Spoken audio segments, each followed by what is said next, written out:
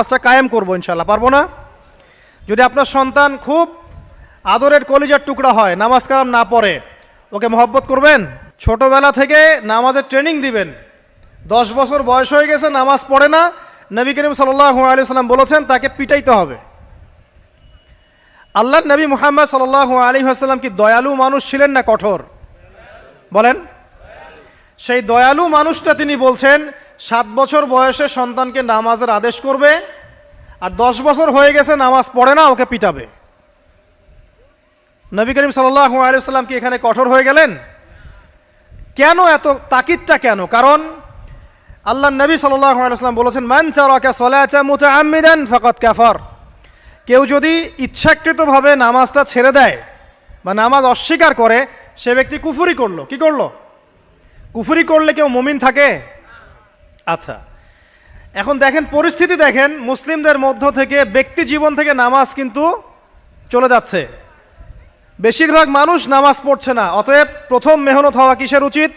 একটা হাদিস মনে রাখবেন, যে ব্যক্তি 1 ওয়াক্ত নামাজ ইচ্ছা করে ছেড়ে দিল, নামাজ পড়বো না, আমার পড়লেও হয় না পড়লেও হয়, ফাকাদ কাফারা, সে ব্যক্তি কুফরি করলো। আর কুফর শিরকের মধ্যে পার্থক্য নামাজ।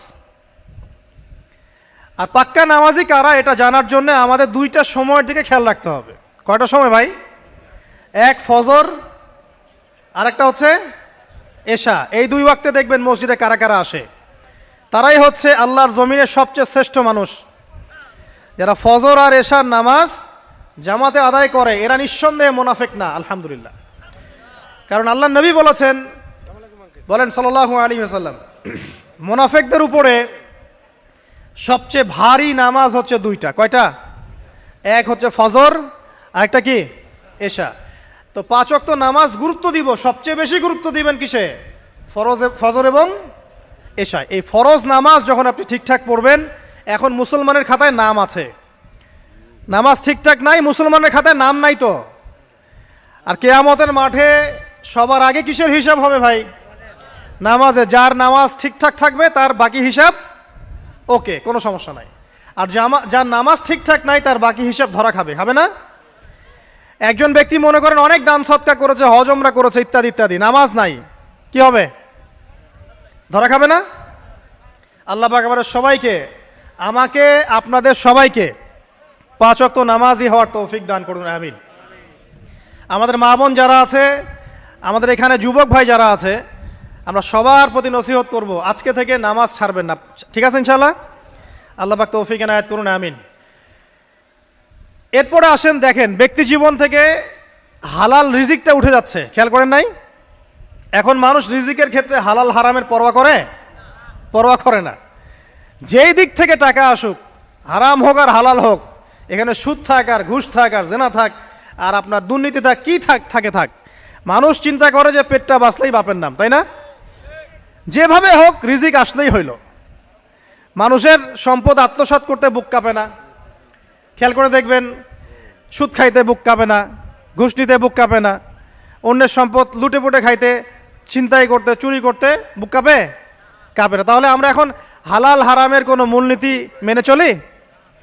আল্লাহ পাক আমাদেরকে বোঝার তৌফিক দান করুন যে হারাম রিজিক যদি আপনার আমল নামায় থাকে, রিজিকটা আপনার পেটে যায়, সেই রিজিক দিয়ে ইবাদত কবুল হবে না, এর উপর কোনো কথা নাই। যতই ঘুরায় ফিরায় ব্যাখ্যা করা হোক না কেন, রিজিক যদি হারাম হয় ইবাদত কবুল হচ্ছে না। দোয়া কবুল হবে? নামাজ কবুল হবে? দান সদকা কবুল হবে? তাহলে ব্যক্তি জীবনে ইবাদত কবুল করানোর জন্যে হারাম রিজিক ত্যাগ করার দরকার আছে না ভাই, নাকি নাই? তাহলে এখন থেকে আমরা হালাল খাবো না হারাম খাবো? যদি আপনি অন্যের সম্পদ নিয়ে থাকেন, আজকেই পরিশোধ করে দিবেন। যদি কারো সম্পদ আত্মসাৎ করে থাকেন, দিয়ে দিবেন। যদি ঘুষ নিয়ে থাকেন, ফেরত দিবেন। আপনার বোনের সম্পত্তি আত্মসাৎ করে থাকেন, ফেরত দিতে হবে। রিজিক যতক্ষণ পর্যন্ত হালাল হচ্ছে না, ততক্ষণ পর্যন্ত ইবাদত কবুল হচ্ছে না। আল্লাহ পাক আমাদের সবাইকে বোঝার তৌফিক দান করুন, আমিন। ব্যক্তি জীবনে আরও সমস্যা আছে, দেখেন এখনকার মুসলিম ব্যক্তি জীবন আর পরিবার থেকে পর্দা উঠে যাচ্ছে না? জিন আর মানুষ শয়তান, এরা তোমাদেরকে এমন জায়গা থেকে দেখে যেখান থেকে তোমরা ওদেরকে দেখতে পারো না। মানে শয়তান আপনাকে দেখছে। অতএব আদম সন্তানকে আল্লাহ পাক বলছেন, দেখো তোমাদের বাপ মাকে শয়তান কিন্তু জান্নাতে নগ্ন করে দিয়েছিল, দুনিয়াতে তোমরা যাচ্ছ যাও, এখানে খেয়াল রেখো শয়তান যেন তোমাদেরকে ফিতনায় ফেলতে না পারে। তাহলে এখন আপনিই বলেন, দুনিয়াতে যে বা যারাই আমাদের কাপড় খুলে ফেলার সংস্কৃতি চালু করছে, এরা কার এজেন্ট বলেন? আর এটা কি নতুন কথা? নবী সাল্লাল্লাহু আলাইহি ওয়াসাল্লাম বলেছেন, শেষ জামানায় ছেলেরা মেয়েদের পোশাক পরবে আর মেয়েরা ছেলেদের পোশাক পরবে। হাদিসটা বানিয়ে বললাম? দেখেন, শেষ জামানায় মেয়েরা ছেলেদের পোশাক পরবে আর ছেলেরা মেয়েদের পোশাক পরবে। নবীজি আরো বলেছেন, শেষ জামানায় এমন এক শ্রেণীর মেয়ে আসবে, লা মারাহুমা, আমি ওদেরকে দেখি নাই, নিসাউন কাসিয়াতুন আরিয়া, এমন সব মহিলা যারা কাপড় পরবে কিন্তু নগ্ন থাকবে। ব্যাখ্যা করতে হবে? ব্যাখ্যা করার দরকার আছে? মানুষ কাপড় পরেও কেমন করে নগ্ন থাকতে পারে, ব্যাখ্যা করতে হবে। মুমিলাতুন মাইলাত, এরা নিজেরাও অন্যকে আকৃষ্ট করবে, নিজেরাও অন্যের দিকে আকৃষ্ট হবে, ব্যাখ্যা করতে হবে। আল্লাহর রাসূল সাল্লাল্লাহু আলাইহি ওয়াসাল্লাম একটা মূলনীতি দিয়েছেন, আপনি পুরুষ হলে আপনার সতর হবে নাভির উপর থেকে হাঁটুর নিচ পর্যন্ত, ঠিক আছে? এই সতর ঢেকে রাখা আপনার জন্য সবসময় ফরজ। এখন এর উপরে আপনি তাকওয়ার পোশাক পরবেন, ঢিলেঢালা পোশাক পরবেন, লম্বা চওড়া পোশাক পরবেন, যে পোশাক পরলে আপনি শালীনতা আপনার বজায় থাকে, এটা আপনি পুরুষ হিসেবে। এরপর আপনি টুপি, পাগড়ি, জুব্বা, দাড়ি সব রাখবেন, ইসলামিক সুন্নাহ। আর যদি আপনি মেয়ে হয়ে থাকেন, আমার বোন হন, আমার মা হন, আমার খালা, মামি, চাচি যেই হন, আপনাদের জন্য নবী সাল্লাল্লাহু আলাইহি ওয়াসাল্লাম বলেছেন 4টা মূলনীতি ফলো করতে হবে। কয়টা মূলনীতি? 4টা, সংক্ষেপে বলছি। 1, আপনার পোশাক এত আঁটোসাঁটো হবে না যাতে আপনার গায়ের কাঠামো বোঝা যায়। দেখাচ্ছি, এই যে আমার হাত কত মোটা কি দেখা যায়? বোঝা যাচ্ছে আমার হাত কত মোটা, আমার মাসেল কত মোটা, বোঝা যাচ্ছে? যদি আমি এরকম পোশাকটা পরতাম, বোঝা যায়? এটা নিষেধ। এটা আপনাকে নবী সাল্লাল্লাহু আলাইহি ওয়াসাল্লাম নিষেধ করেছেন, এরকম আঁটোসাঁটো পোশাক পরবে না। কাকে বলেছেন? আমাদের মাদেরকে, আমাদের বোনদেরকে, আমাদের মেয়েদেরকে। এটা তাদের প্রতি তো যেমন ফরজ, অবশ্যই আমাদের প্রতিও তো। আমরাও কি এত আঁটোসাঁটো পরবো না। 2, নবীজি বলেছেন এমন পোশাক পরবে না যেই পোশাক পরলে বাহির থেকে ভিতরের অঙ্গ দেখা যায়। আমার এই কাপড় দিয়ে কি ভিতরের গায়ের স্কিন দেখা যাচ্ছে? যদি এটা পাতলা হতো দেখা যেত না? তাহলে ঢিলে ঢালাও যদি পোশাক হয় কিন্তু পাতলা হয় যে ভিতরটা দেখা যায়, এটাও হারাম, পরা যাবে না মেয়েদের। বোরখাও যদি হয় একদম ঢিলে ঢালা বোরখা কিন্তু ভিতরের অঙ্গ দেখা যাচ্ছে, পরা যাবে?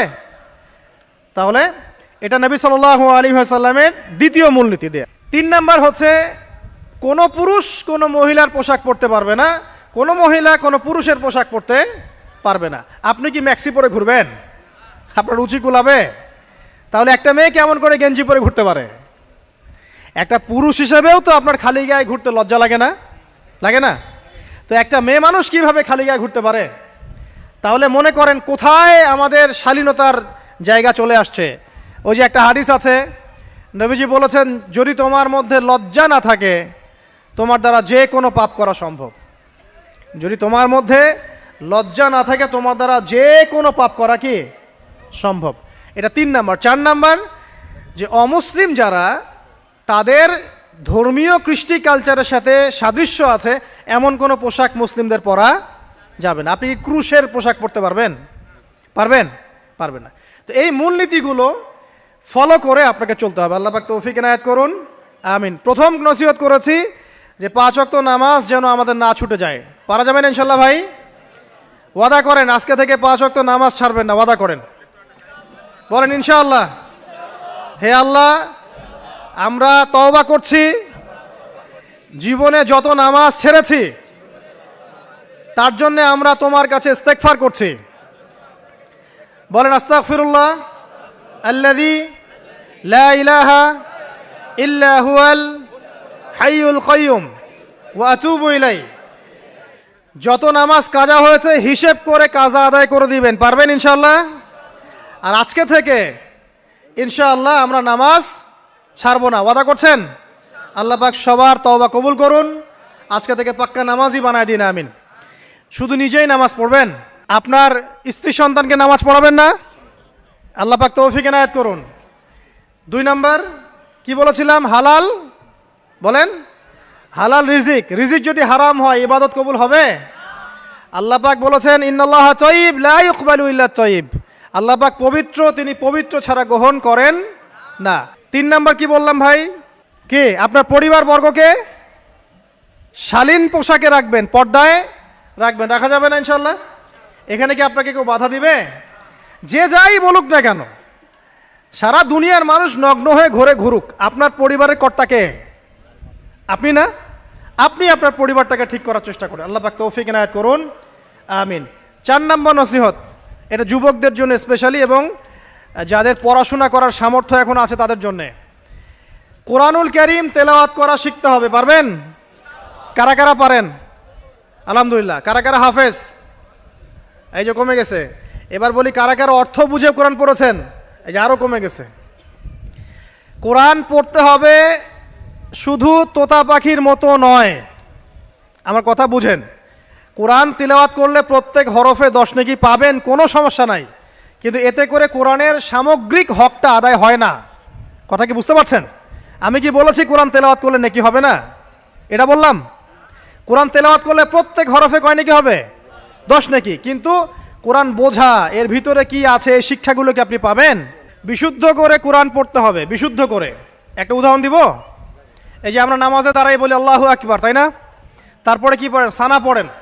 তারপরে কি পড়েন? আলহামদুলিল্লাহ, আলহামদুলিল্লাহি রাব্বিল আলামিন। প্রথম শব্দ কি? আলহামদু।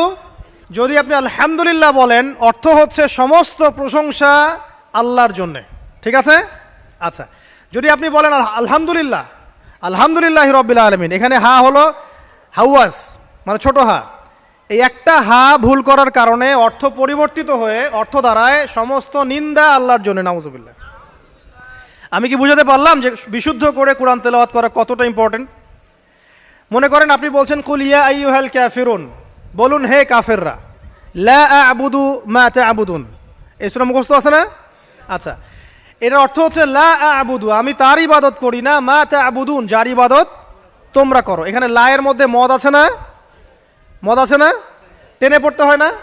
যদি কেউ লায়ে মদ না করে এভাবে পড়ে যে লা আ'বুদু মা তা'বুদুন, যারা গ্রামার জানে তাদেরকে জিজ্ঞাসা করেন, অর্থ হবে এমন যে আমি অবশ্যই তার ইবাদত করি যার ইবাদত তোমরা করো। তোমরা বলতে কারা?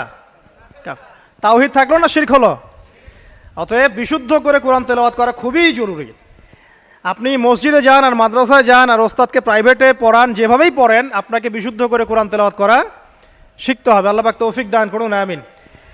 যারা বয়স্ক হয়ে গেছেন, আফসোস করবেন না, হীনমন্যতায় ভুগবেন না। আপনি ওই অবস্থায় চেষ্টা করেন, আল্লাহ পাক আপনাকে ডাবল নেকি দিবে ইনশাআল্লাহ। নবী সাল্লাল্লাহু আলাইহি ওয়াসাল্লাম বলেছেন, যে ব্যক্তি কোরআনের একটা আয়াত বা একটা হরফ তেলাওয়াত করবে, তার জন্য 10টা নেকি আছে ইনশাআল্লাহ। আর মান ক্বারা কুরআনুল কারীম ওয়া হুয়া মাহিরুন বিহ, যে ব্যক্তি কোরআন তেলাওয়াত করে এবং তার উপর দক্ষ হয়, মা'আস সাফরাতিল কিরামিন বারারা, সেই ব্যক্তি সম্মানিত ফেরেশতাদের সাথে হাসর করবে ইনশাআল্লাহ। আর ওয়াল্লাযী ইয়াকরাউল কুরআন ওয়া ইয়াতাতাআতাউ ফীহি ওয়া হুয়া আলাইহি শাক্কুন ফালাহু আজরান, আর যে ব্যক্তি কোরআন তেলাওয়াত করতে করতে আটকে যায়, তেলাওয়াত করছেন করছেন করছেন, আটকে যাচ্ছেন, আবার চেষ্টা করছেন, আবার আটকে যাচ্ছেন, আবার চেষ্টা করছেন, আল্লাহর নবী বলছেন সাল্লাল্লাহু আলাইহি ওয়াসাল্লাম, তার জন্য ডাবল পুরস্কার আছে, ডাবল নাকি। তো হতাশ হওয়ার কোনো কারণ আছে? কোরআনের সমাজ গড়তে চান, এটা অনেক দূরের কথা। আগে কোরআনুল কারীম বিশুদ্ধ করে তেলাওয়াত করতে শেখেন, আল্লাহর ওয়াস্তে কোরআনের কিছু অংশ হিফজ করেন, এরপর কোরআনটা নিজে আগে মেনে চলার চেষ্টা করেন। নিজে ভালো না হলে কি মানুষকে ভালো করা যাবে? নিজে আমার মধ্যে জ্ঞান নাই, মানুষকে জ্ঞান দেওয়া যাবে? এটা তো সহজ কথা। অতএব নিজেদেরকে, আমাদেরকে আগে কোরআন পড়তে হবে, কোরআন মানতে হবে, সাথে কোরআনের ব্যাখ্যা হাদিস আপনি পড়বেন। কোরআন কি একা একা পড়লেই হবে না ওস্তাদ লাগবে? কোন ওস্তাদের কাছে গিয়ে আপনি কোরআন তেলাওয়াত করা শিখবেন, আরবি ভাষা শিখবেন এবং কোরআনের অর্থটা বুঝবেন। আল্লাহ পাক তৌফিক দান করুন, আমিন। কয়টা বললাম ভাই? 4টা। 1 নাম্বার কি ছিল বলেন আবার? 5 ওয়াক্ত সালাত ছাড়বেন। 2 নাম্বার কি ছিল বলেন? হালাল রিজিক ছাড়বেন নাকি আজকে থেকে আবার হারাম খাবেন? শোনেন ভাই, নবী সাল্লাল্লাহু আলাইহি ওয়াসাল্লাম বলেছেন, একটা যুগ আসবে যে যুগে মানুষ হালাল হারামের কোনো পরোয়া করবে না। এটা কোন যুগ? কোন যুগ বলেন?